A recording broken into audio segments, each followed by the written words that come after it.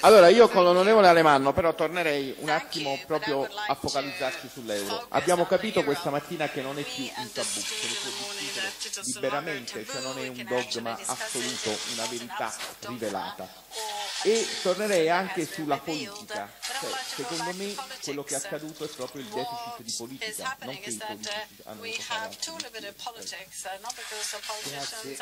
Grazie a professor Bagnai che ci ricambia ringraziamenti, che ci ha accompagnato con un alto livello scientifico in questa avventura, in questi ragionamenti che stiamo facendo sull'euro. Grazie al Vice Ministro Fassina che ha dimostrato molta pazienza, una disponibilità rara in questi momenti politici in cui si fa il mordi e fuggi, non in pochi minuti, si fanno due dichiarazioni televisive e si fugge senza andare in profondità sulla situazione. Allora io nel mio intervento vorrei un attimo partire da un'esperienza personale. L'esperienza personale è quella di aver fatto per 5 anni il Ministro dell'Agricoltura, che come sapete tra i diversi settori politici, tra i diversi comparti politici è quello più integrato dal punto di vista europeo. Quindi il Ministro dell'Agricoltura, anche altri ministri, però va una volta al mese almeno in Europa, si siede sul Consiglio agricolo e praticamente lì decide l'80% delle politiche agricole. E quando noi siamo andati a impattare su questa realtà, tenete presente che problemi di squilibrio ci sono anche nelle agricolture, perché la politica agricola comune, la PAC, è una politica molto centrale sulle politiche continentali, in questo caso di Francia e Germania, mentre le agricolture mediterranee, le agricolture meridionali sono sostanzialmente meno avvantaggiate e meno sostenute dalla PAC. Anche qua c'è una dissimmetria.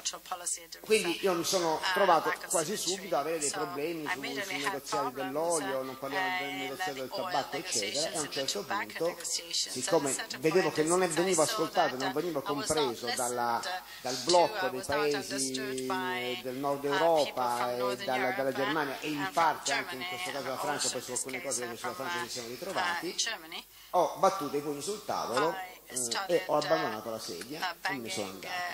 Non è successo nulla. Il punto, anzi, sono andati pure più spediti nel fare il negoziato in senso opposto. E mi hanno spiegato, all'epoca c'era il capo della delegazione europea, era l'ambasciatore Vastani, senior, che mi hanno spiegato che non era la prima volta che l'Italia e altri paesi provavano a fare la politica della sedia vuota, cioè quella dell'essere talmente arrabbiati rispetto a scelte europee da abbandonare la sedia e non partecipare neanche ai negoziati. E mi hanno anche spiegato che una buona parte del terreno che avevamo perduto dal punto di vista dello spazio dell'agricoltura italiana derivava anche da questo fatto. Quindi sono ritornato alla mia sedia e ho cominciato a fare così negoziati dove qualcosa abbiamo ottenuto. Ma dico questo perché se in Europa vogliamo ottenere delle questioni, dei risultati, dobbiamo mettere sul tavolo dei fatti reali, perché se ci limitiamo semplicemente a lanciare auspici e a fare petizioni di principio e ringraziamenti, oppure cercare in qualche modo di rivendicare, il risultato non lo otteniamo, soprattutto non lo otteniamo quando siamo su posizioni così dirimenti, così centrali rispetto a quella della vita economica. Gli economisti che ci hanno preceduto hanno sostanzialmente detto con chiarezza un fatto, che per la unità politica, per la sovranità pienamente assunta dagli Stati Uniti d'Europa e per avere il bilanciamento è necessario un trasferimento di ricchezza fra la Germania, fra il nord Europa e il sud Europa talmente ingente per garantire questa sovranità unica e questa compensazione che nessuna politica può realmente imporre una realtà di questo genere. Noi abbiamo atteso fideisticamente le elezioni tedesche perché eravamo tutti convinti che con le elezioni tedesche sarebbe cambiato qualcosa nell'atteggiamento della Germania. Ma questo non è accaduto e non può accadere. Perché noi chiediamo alla Germania, adesso al di là del problema se sono egemoni o non sono egemoni e altre cose, noi chiediamo alla Germania qualcosa che alla politica tedesca, qualcosa che la politica tedesca non può fare. perché la politica tedesca, investita la sovranità del popolo tedesco, investita dal voto tedesco, sostanzialmente non può andare al popolo tedesco che l'ha investito la sovranità e dire adesso fai un esercizio drammatico di impoverimento, perché poi non è che stanno benissimo neanche là le classi operaie, e per aiutare gli italiani, i greci, gli spagnoli eccetera, fino al punto da compensare, da parlare di una vera integrazione in sovranità europea. Questo non è materialmente possibile. Allora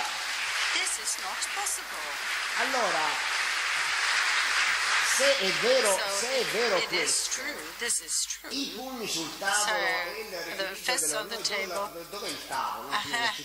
Should be banged on another table, probably. E qual è l'interesse? I know. What is the real interest from this point of Quello view? che accadrà Nell'anno che viene è qualcosa che gli italiani hanno già fatto molte volte, ma che non fa bene alla credibilità dell'Italia in Europa. Cioè noi proveremo a andare lì a chiedere di non rispettare i trattati che abbiamo firmato.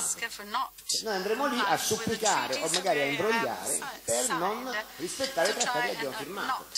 Il fiscal compact significa tagliare, fa operare dei tagli al bilancio nazionale di circa, se va bene potrebbe essere 60, ma di circa 50 miliardi di euro. Quindi sostanzialmente la situazione italiana l'anno prossimo, il bilancio dell'anno prossimo, e non invidio sinceramente chi oggi si trova a governare l'economia del nostro paese, deve introdurre dentro, avete visto che fatica si è fatto per cercare i soldi di 2-3 miliardi per quanto riguarda l'IMU. Adesso noi dobbiamo introdurre tagli e una manovra finanziaria che abbia dentro questa realtà. Andremo in Europa, andremo a supplicare di avere un trattamento meno rigido, forse qualcosa otterremo, ma primo faremo la figura per l'ennesima volta di quelli che firmano i trattati e non li rispettano, che è la cosa peggiore, perché quello che in Europa ci contestano giustamente, che troppe volte l'Italia non ha rispettato quello che ha detto, quello che era l'impegno, che poi fa fare una critica molto più forte di un ragionamento più laico e più distaccato sull'euro. Di firmare i trattati e non seguirli, di pretendere o di supplicare di non seguirli è la cosa che fa più male all'Italia in Europa. Quindi chiederemo questo, otterremo forse qualcosa e poi cercheremo disperatamente di lavorare sul nostro bilancio e fare, non dico dei trucchi contabili perché la Ragioneria Generale dello Stato non lo farebbe mai, però cercheremo di arrangiare il nostro bilancio perché poi queste realtà vadano a essere rispettate. Ecco, io credo che tutto questo sia qualcosa che noi non possiamo e non dobbiamo fare.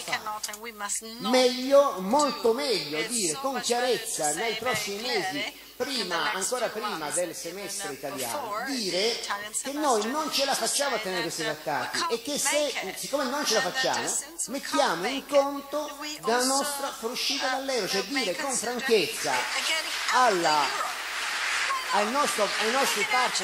nostri partner europei, dire con franchezza ai nostri partner europei: guardate, noi non ce la facciamo, non ce la possiamo fare, ci siamo sbagliati, i governi hanno preso degli impegni, tra l'altro mi duole dirlo ma lo devo dire, il fiscal compact è stato firmato dal ministro Tremonti e è stato firmato tra l'altro in uno stato di grandissima confusione dall'allora governo di centrodestra, perché non c'era consapevolezza, questo me l'ha detto personalmente il ministro Frattini, all'epoca ministro degli esteri, non c'era consapevolezza esatta di quanto dal punto di vista politico sarebbe significato il fiscal compact, e quindi sostanzialmente dire che non ce la facciamo, quindi noi siamo pronti a uscire dall'euro e ammettere questa nostra mancanza.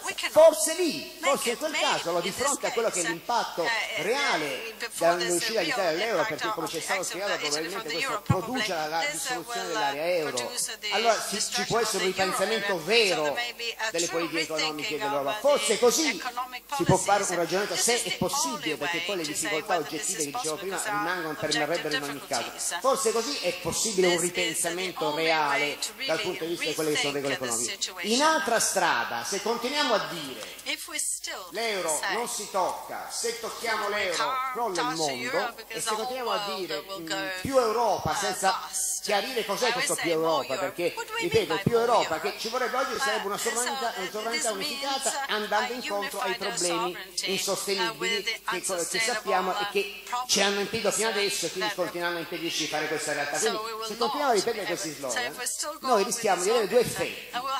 Da un lato appunto ci chiudiamo un'area negoziale, quindi non abbiamo una politica di ricambio e quindi siamo debolissimi, estremamente deboli nei negoziati. Ma c'è un altro aspetto, perché pure io penso che non è tutto rose e viole l'uscita dall'euro, ma qual è l'aspetto più pericoloso dell'uscita dall'euro?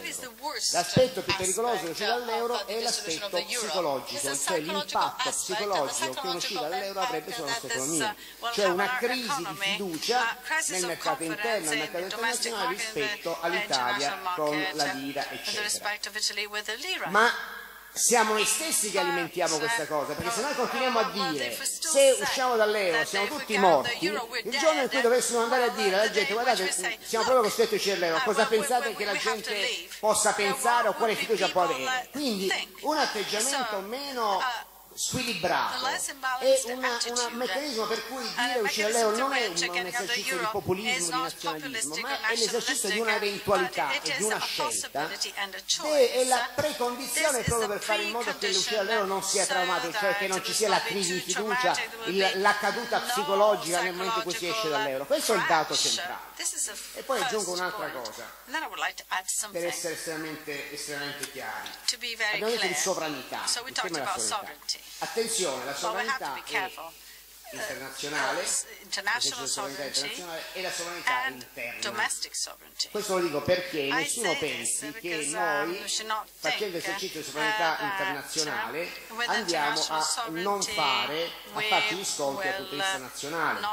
Perché noi comunque le riforme ce le abbiamo, non le riforme che affamano la gente, noi abbiamo bisogno delle riforme che impediscono sprechi, le ruberie, che impediscono sostanzialmente gli studi sostanziali, e questo c'è. Perché c'è uno studio dell'Università di Tor Vergata che dice che soltanto applicando in maniera rigida le centrali acquisti noi andremo a risparmiare 30 miliardi di euro. E se poi a questo aggiungiamo che uno Stato sovrano, uno Stato-nazione sovrano, in grado di rimettere ordine nel policentrismo di poteri che stanno sezionando, che stanno dilaniando il nostro paese con spesi, con blocchi burocratici, con burocrazie contingenti che spendono miliardi di euro. Se noi mettiamo insieme un discorso serio sulle centrali acquisti, su beni e servizi, è un vero sbaraccamento dei poteri, delle burocrazie interne e degli eccessi di federalismo e tutte le cose che hanno dilaniato il nostro paese e gli hanno fatto perdere sovranità interna. Se facciamo questo esercizio, noi un tesoretto lo tiriamo fuori. Se noi effettivamente fare una spesa più seria, senza licenziare nessuno e senza aggredire la spesa sociale, lo possiamo fare. Però il punto è, di questi miliardi, questi 30 miliardi che riusciamo a tirare fuori da questa operazione, come li utilizziamo? Li utilizziamo per convertire spesa pubblica in produttiva e spesa pubblica produttiva per investire sulle infrastrutture? Lo utilizziamo per ridurre finalmente le tasse o lo utilizziamo semplicemente per regalarli ai parametri europei?